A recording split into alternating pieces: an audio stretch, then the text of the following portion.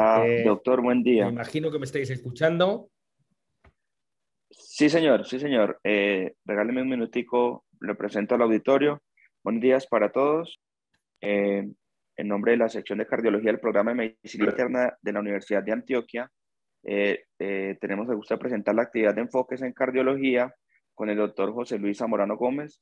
El doctor es actualmente profesor de medicina en la Universidad Complutense de Madrid y es director del Instituto Cardiovascular Clínica Universitaria San Carlos Plaza Cristo Rey en Madrid, miembro del Comité Guías de la Asociación Europea de Ecocardiografía y la Sociedad Europea de Cardiología. Ha sido presidente de la Asociación Europea de Ecocardiografía de la ASC entre el 2009 y el 2010 y es asesor internacional en la realización de guías para la ACC, para la Sociedad Española de Cardiología, para la European Journal of Ecocardiografía y para la American Society of Echocardiography. Doctor Zamorano, muy buenos días. El doctor hoy nos va a hablar acerca de nuevos conceptos en insuficiencia tricúspide. Hola, queridos amigos. La verdad es que para mí es un placer estar con todos vosotros y para hablar de un tema tan importante como es la regurgitación tricúspide. Realmente es un tema apasionante. Primero porque, como podéis ver aquí, es un tema que va a ser muy importante en todas vuestras consultas. ¿Y por qué? Porque es tremendamente prevalente, tremendamente prevalente. Fijaros, en un estudio que hicimos nosotros con más de 35.000 pacientes consecutivos que entraban en el laboratorio de ecocardiografía, por lo menos el 6% tenían insuficiencia tricúspide por lo menos moderada. Claro, esto hace que sea peor el pronóstico los pacientes que tienen insuficiencia tricúspide. Sin duda, sí. Fijaros, insuficiencia tricúspide en pacientes con valvulopatía izquierda, factor predictor independiente de mortalidad. Insuficiencia tricúspide, si tengo un flail en los velos, factor independiente de peor pronóstico. Muy frecuentemente, ¿qué pasa si he puesto un marcapasos a mi paciente? Muchas veces tienen insuficiencia tricúspide y estos pacientes tienen peor pronóstico, solo por tener insuficiencia tricúspide, factor independiente. Si quisiera poneroslo en grandes números, insuficiencia tricúspide moderada o severa en vuestros pacientes, casi 2 veces aumento de la mortalidad de cualquier causa, 2,5 veces aumento de la mortalidad cardíaca y 1,7 veces aumenta el incremento de hospitalizaciones por insuficiencia cardíaca. O sea, tremendo. Esto aparece en el Hearts, en un capítulo que escribió en el Hearts de este año, y fijaros cómo muchas veces vemos al paciente que tiene insuficiencia tricúspide y va progresando, puede estar asintomático muchos años y también puede llegar el estadio en el cual tengo insuficiencia tricúspide muy sintomática. Par de pinceladas del recuerdo anatómico. Acordaros que la válvula tricúspide no siempre tiene 3 velos. Es más, por lo menos en un 40-45%, la válvula puede tener otros festones y tener 4 velos. Y esto hace que sea muy importante ver la morfología porque hoy en día podemos tratar la insuficiencia tricúspide de forma percutánea. Y luego, por otro lado, también es muy importante recordar que el anillo tricuspidio, que realmente no existe, no hay un anillo como el anillo aórtico, es un anillo virtual que nosotros hablamos para entendernos, pero no es una estructura planar. Por eso el velo anterior tricúspide no es realmente anterior, es anterior y superior. El velo posterior es posterior e inferior y luego está el velo septal. Y esto, aquí veis en una imagen que sale en el Hearst, en el capítulo 31 del Hearst que se acaba de publicar, creo, la semana pasada. O sea que realmente la anatomía tenemos que conocerla porque hoy en día vamos a tratar estos enfermos de forma absolutamente distinta. La cardiología moderna hace que la aproximación a la tricúspide debe ser precoz y además de una forma más agresiva de lo que lo hacemos. No olvidemos que es un tema complejo porque no solo hablamos de la válvula, hablamos del ventrículo derecho y hablamos del anillo. Es decir, que cuando valoramos un paciente con insuficiencia tricúspide, tenemos que ver no solo la regurgitación, sino el impacto hemodinámico de la regurgitación, las cavidades cardíacas y qué está pasando con ese anillo, porque depende de qué paciente, desde luego yo voy a coger y hacer una actitud terapéutica distinta. Así que no es un tema baladí, hablamos de una anatomía compleja, de una disfunción compleja y una cuantificación difícil, así como un tratamiento específicamente muy difícil. Porque fijaros, en las guías pone que en la mortalidad del tratamiento quirúrgico de la IT, de la insuficiencia tricúspide, tiene una mortalidad del 12%. Ahora mirar en vuestros centros, es decir, es que la mortalidad es muy alta. Cuando hablamos de la etiología de la regurgitación tricúspide, hablamos de primaria o funcional. Olvidaros de esto. Esto lo hemos estudiado durante años, pero es que esto es absolutamente obsoleto. Y así acabamos de publicar un artículo, yo creo, muy interesante y muy bonito, en el cual la regurgitación tricúspide se va a clasificar en 4 grados. Atrial, ventricular, orgánica primaria o relacionada con un cable de marcapasos o un dispositivo. Así, también podéis ver en este paper que publicamos recientemente, es que las características que tiene una insuficiencia tricúspide de un paciente con flutter o con fibrilación auricular no tienen nada que ver con un paciente que ha tenido una embolia de pulmón o que tiene una cardiopatía congénita. Es que le llamamos secundaria, pero es que dentro de esa secundaria hay muy distintas etiologías. Y así, el tethering, la restricción de los velos, la dilatación de las cavidades, el ventrículo derecho, la disfunción, es absolutamente distinta. Por eso tenemos que empezar a hablar ya de IT atrial, IT ventricular, IT relacionada con dispositivo o IT primaria. Y como veis aquí en este esquema, efectivamente cada insuficiencia tricúspide tiene un ventrículo derecho distinto, un tenting de la tricúspide totalmente distinto si es de una clasificación o de otra, una aurícula derecha absolutamente distinta y un anillo tricuspidio absolutamente distinto. ¿Y esto por qué ahora es muy importante? Pues es tremendamente importante, porque no se trata, como hacíamos, de dar diuréticos y se acabó. Es que ahora podemos coger y hacer un clip o un Pascal en la tricúspide, podemos poner un anillo percutáneo, podemos poner un cardioband o podemos intervenir al paciente. Por otro lado, mirad, estos son datos no publicados, ahora ya lo tenemos enviado y estamos pendientes de la revista, pero fijaros, hemos estado hablando de la clasificación de la NIJA y decimos en los trials de la tricúspide, pero acordaros que la New York Heart Association no está hecha para el lado derecho. Por eso nosotros hemos propuesto una nueva clasificación de valoración clínica que es tremendamente importante, que son las 4A. Astenia, ankle swelling, abdominal pain y anorexia. Y como veis, esto es claramente, y además es superior a la clasificación de la NIJA, en clasificar a mi paciente con insuficiencia tricúspide. Una vez que tengo 3 puntos, tengo una mortalidad altísima, específicamente si vuestro paciente tiene anorexia. ¿Cómo tengo que valorar al paciente? Bueno, primero, como siempre, la etiología, la lesión y la disfunción. En el fondo es la causa de la enfermedad, el resultado del proceso y el resultado de la lesión. Otro tema apasionante que quiero deciros es la nueva clasificación de la severidad. Esta también ya está recogida en la guía y ha sido una de las contribuciones que también ha hecho nuestro grupo. Fijaros, estos 2 pacientes tienen IT severa, pero son los mismos. Claramente sabemos que no son los mismos y por eso, en vez de hablar de leve, moderada o severa, hablamos de leve, moderada, severa, masiva y torrencial, como propusimos ya en el 2017. Y esto tiene implicaciones pronósticas, porque este es un análisis de nuestro grupo, pero posteriormente validado en otro estudio en Corea del Sur y en Chicago. Hemos visto cómo aquellos pacientes que tienen insuficiencia tricúspide masiva o torrencial tienen sin duda un aumento de la hospitalización y un aumento de la mortalidad. Es decir, clasificación etiológica nueva, olvidémonos primaria y secundaria, atrial ventricular, device related y primaria, y olvidémonos de leve, moderada y severa. Es demasiado simplista porque el severo es mucho más grande, con características pronósticas, añadamos masiva y torrencial.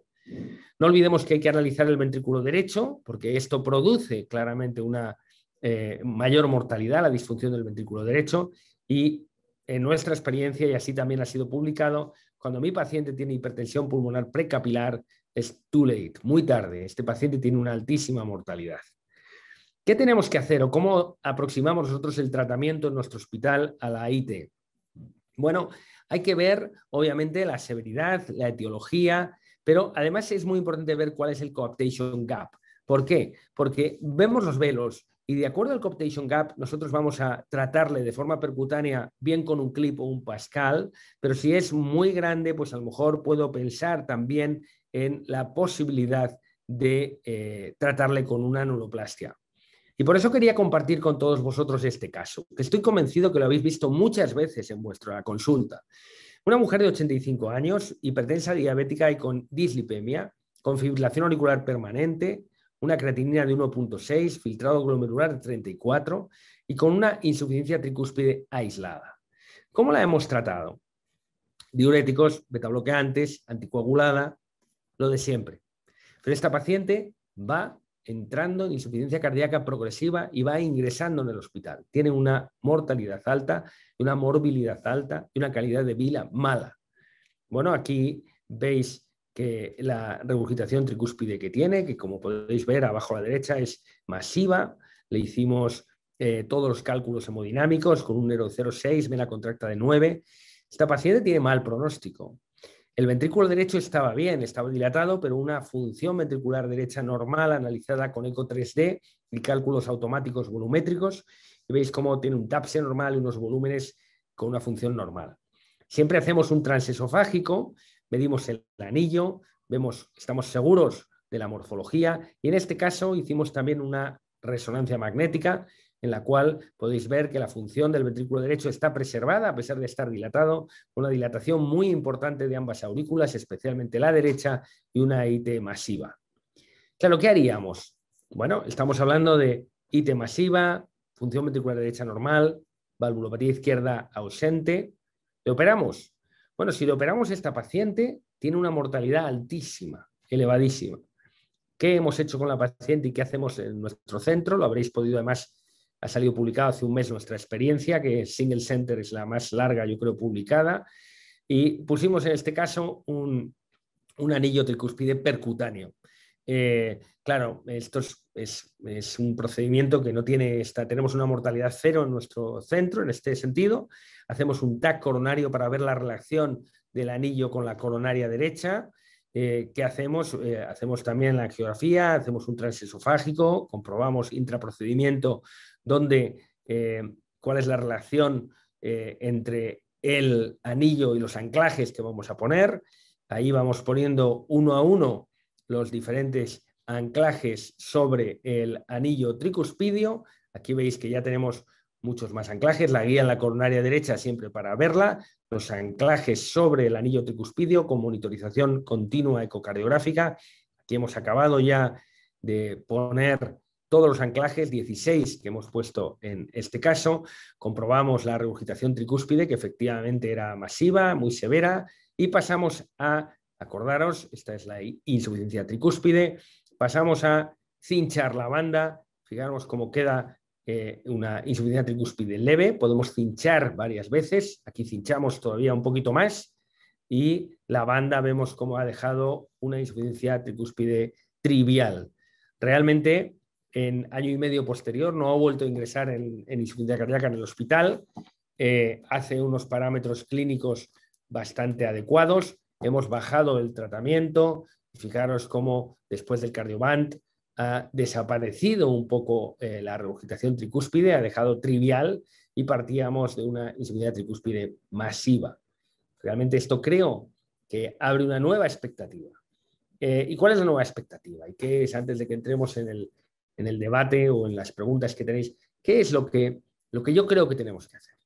Primero, tenéis que saber que la insuficiencia tricúspide es tremendamente prevalente en nuestro medio y más lo va a ser con la edad de la población. En segundo lugar, tenemos que ver la etiología. Y la etiología, olvidaros de primaria y secundaria. Eso es demasiado simple, porque ahora todo tiene que ir enfocado a ver cuál es el mejor tratamiento. Y eso tiene que empezar desde el primer estudio. Etiología atrial, ventricular, device related, por una marcapasos, por ejemplo, y primaria. Luego tenemos que cuantificar, y la cuantificación es demasiado simplista, decir leve, moderada y severa. Añadamos masiva y torrencial, como realmente esta clasificación ya se está utilizando en los trials. El siguiente peldaño de la escalera es veamos que la IT no solo es la válvula. ¿Cómo está el anillo? ¿Cómo está el gap entre los velos tricuspídeos, cómo está el ventrículo derecho, cómo está la presión precapilar y en ese caso ya decidir qué vamos a hacer.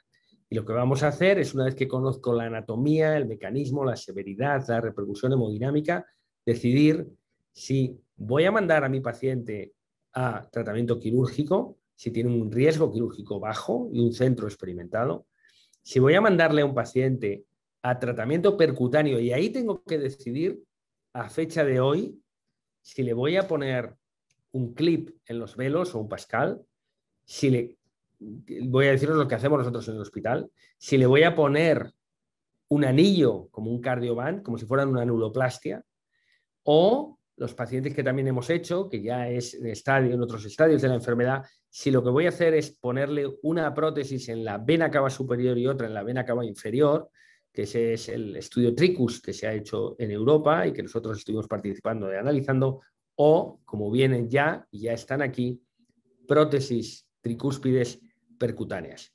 Este es el mundo que nos espera en la regurgitación tricúspide. Esta es la cardiología moderna. Estoy seguro que vais a ver muchos pacientes y tendréis la decisión en vuestras manos de qué hacer. El tratamiento médico no hay que olvidarlo, hay que preparar al paciente y saber que hay muchas veces que hemos llegado muy tarde y este paciente tiene alta mortalidad. Muchas gracias y estoy encantado de estar con vosotros para un diálogo o debate. Doctor Zamorano, muchísimas gracias por su excelente presentación. En este momento abrimos el espacio a las preguntas. Vamos a empezar con el doctor Juan Pablo Flores. Doctor Juan Pablo, tiene activado el micrófono. Buenos días, ¿me escuchan? Perfectamente. Sí, Buenos días, doctor Zamorano. Primero agradecerle nuevamente por acompañarnos y su excelente disposición y conocimiento acerca de la válvula tricúspide, experiencia en su centro en el Ramón y Cajal. Quería hacerle dos preguntas. La primera es la diferenciación en la clasificación de severidad en cuanto a agregar masivo y torrencial o agruparlo como otros papers lo han hecho solo en torrencial, porque de pronto la variación en desenlaces no es tan diferente en solo ese grupo masiva torrencial con respecto a severa. Y la segunda pregunta es acerca del PISA. Como usted sabe, hay muchos detractores del PISA y más como lo mostraba en su exposición en la anatomía de la válvula tricúspide, no solo tenemos 3 velos, sino en ocasiones 4 velos o otros festones adicionales. Esa clasificación basada del PISA en esa asunción geométrica de un orificio plano, circular, en una válvula tricúspide, ¿qué otros parámetros podríamos determinar para la evaluación de esa insuficiencia tricúspide o a pesar de esas alteraciones que no se aplican en las asunciones geométricas de la tricúspide, debemos de utilizar el PISA? Sí, bueno, yo creo que se va a imponer la clasificación en 5 grados. Entiendo la clasificación en 4 grados, pero yo creo que se impone simplemente por una cuestión. Mira, que es una cuestión un poco, bueno, ¿por qué? Todos los trials están hechos en 5 grados, entre otras cosas por la reducción de más de 2 grados que ven en después de implantar un clip o un Pascal o un anillo, ¿no? Y eso hace, claro, si yo tengo un objetivo que es reducción de 2 grados, es más fácil que baje 2 grados sobre 5 que sobre 4. O sea, es más fácil bajar de torrencial a severa que si hay masiva de por medio, que de torrencial a moderada si no hay masiva de por medio. Pero bueno, eso, bien, lo que importa es que no hay, 3 grados es demasiado poco en la tricúspide. Luego, la otra pregunta me parece, ¿me recuerdas un momento?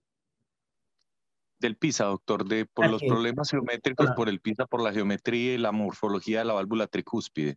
No me gusta nada el PISA en la tricúspide, entre otras cosas porque, mira, el PISA tiene una variación temporal, tiene una variación de angulación y muchas veces la tricúspide no es fácil. La tricúspide, vamos, la válvula fácil para el tratamiento percutáneo y severidad es la órtica, pero la tricúspide no es fácil.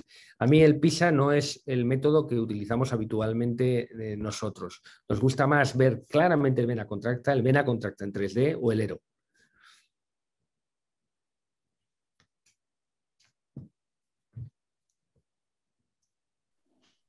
Muchas gracias, doctor, por su respuesta. El doctor Emilio Herrera tiene la mano levantada. Doctor, tiene el micrófono activado. Doctor Zamorano, primero agradecerle por la excelente presentación. Quería preguntarle cuáles eran las características de los pacientes que son más aptos o en quienes es más favorable la intervención percutánea de la tricúspide y la experiencia que han tenido en su grupo. Gracias. Sí, yo creo que, vamos a ver, aquí el tema es el siguiente. Primero, es muy importante ver cómo está el anillo. O sea, las características morfológicas son fundamentales. Entonces, ver cómo está el anillo, cómo está el gap. Si el gap es más de 8,5, no vamos a ir a un clip. Ahí vamos a anuloplastia directamente. Esto yo creo que es el punto fundamental. El tamaño del anillo es importante hoy, pero no lo va a ser importante mañana, porque hoy en día hay una serie de anillos que están tan dilatados que no tengo la banda suficientemente grande, pero el nuevo device ya va a permitir el que podamos hacer una banda a medida directamente sobre el procedimiento. Por eso yo creo que no hay, vamos, que eso no va a ser un... Más es el gap. Yo creo que el gap sí nos va a hacer que no pueda clipar una de ellas. Muchas gracias, doctor. Y en ese sentido, doctor, digamos que me uno a la pregunta, estaríamos hablando todavía desde el punto de vista de la indicación clínica como, digamos, solamente a los pacientes que tengan insuficiencia tricuspidea de manera aislada, digamos que estarían involucrados en ese grupo de intervención. Bueno, esto sí que va a cambiar muchísimo porque lo que va a ocurrir es que haremos intervenciones combinadas. O sea, inicialmente nosotros sí estamos hablando de pacientes. ¿A quiénes hemos tratado nosotros? Pues pacientes con una prótesis mitral que han ido mal, segundas, terceras cirugías, pacientes con IT aislada, pero tienes muchos pacientes. Tienes muchos pacientes que les operamos de una mitral hace años y que ahora el problema es una tricúspide que no se hizo nada. ¿Qué va a ocurrir en el corto o medio plazo? Pues va a ocurrir que vamos a hacer intervenciones combinadas y el paciente se va a llevar una prótesis percutánea mitral, una EVOQUE, nosotros empezamos ahora ya, y en un segundo tiempo, o cuando se haga mucho más rápido en ese tiempo, se atacará la tricuspide con una banda. En el fondo, el tratamiento percutáneo va a ser imparable, igual que la TAVI, hace años dijimos esto va a ser imparable y ya lo es. Muchas gracias, doctor. Doctor, una pregunta. Me gustaría saber que esa clasificación acerca de la etiología, ¿cómo se ha comportado en la correlación pronóstica? ¿Cuál de las condiciones, de las clasificaciones que ustedes plantearon, tendría un peor desenlace pronóstico en nuestra práctica diaria? Sí, aquí lo malo es cuando un paciente con IT tiene anorexia, esto hemos visto que va fatal, es el que va peor. Y cuando tiene dentro de nuestra clasificación de las 4A, que tiene mucho más sentido que tenemos que esperar a que se publique, pero tiene mucho más sentido que NIJA. Desde luego este paciente va a ir peor, ¿eh? O sea, cuando tiene 3 puntos va fatal y si uno de ellos es anorexia va horrible. Yo creo que esa clasificación se va a imponer. Muchísimas gracias, doctor, por su respuesta. Nuestro director del programa, el doctor Juan Manuel Senior, tiene una pregunta para usted. Doctor Juan Manuel, tiene el micrófono activado. Gracias, buenos días, doctor Zamorano. Muchas gracias por su conferencia, excelente. Muchas cosas nuevas en el tema. Veo que tiene muchas publicaciones, es un experto en este escenario. Por eso me gustaría conocer su opinión al respecto de uno de los escenarios que nosotros más vemos en la práctica clínica en cardiología y es el paciente con regurgitación tricuspidia secundaria a una enfermedad valvular mitral. ¿Alguna consideración especial con esos pacientes que tienen lesión valvular mitral y regurgitación tricuspidia secundaria? Y segundo, ¿qué opina usted de la publicación del artículo de la reparación de la válvula tricúspide en esos pacientes recientemente publicado en New England Journal of Medicine. ¿Y te refieres a la reparación quirúrgica? Reparación quirúrgica, sí, sí señor. Yo creo que, mira, una de las cosas que son muy buenas del tratamiento percutáneo de cualquier válvula es que los cirujanos se hacen mejores. Yo creo que no hay nada mejor que quedarse con la válvula original. Es decir, no hay ninguna duda que la reparación mitral es mejor que la prótesis mitral y no hay ninguna duda que la reparación tricuspidia es mejor. El único problema es que son muy pocos centros los que hacen reparación tricúspide de calidad y con resultados excelentes en el medio plazo, no iba a decir ya en el largo, en el medio plazo. Y eso es el problema que yo le veo a la reparación tricuspidia. Yo creo que es una muy buena cosa y lo que estoy más contento del tratamiento percutáneo no solo es el tratamiento percutáneo, sino que tenemos cirujanos mejores. O sea que yo soy optimista, yo creo que la cirugía va a estar ahí. Lo que es inasumible es una mortalidad del 12%, inasumible.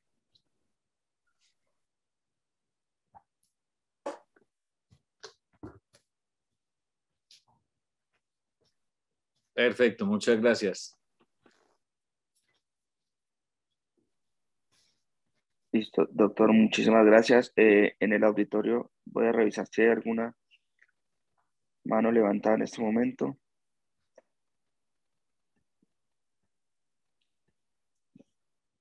Creo que no hay más manos levantadas. Doctor, una última pregunta.